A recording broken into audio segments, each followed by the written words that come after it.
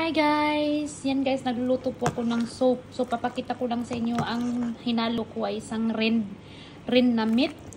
And parang hotdog din sa atin. At mayroon din tayong red, buto-buto na rin. Ang isa naman dito ay hotdog, parang hotdog sa atin.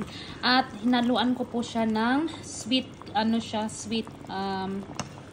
ba tawag doon? Hinaluan ko siya ng yung kamote. Ayan. At hinaluan ko rin siya ng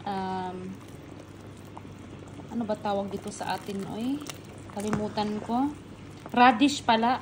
At meron din tayo ditong yung parang celery. So ihalo ko rin yan dito. Ayan, halo ko yan dito. So yan po yung ulam namin ngayon ay soup. Ayan. So I hope masarap guys.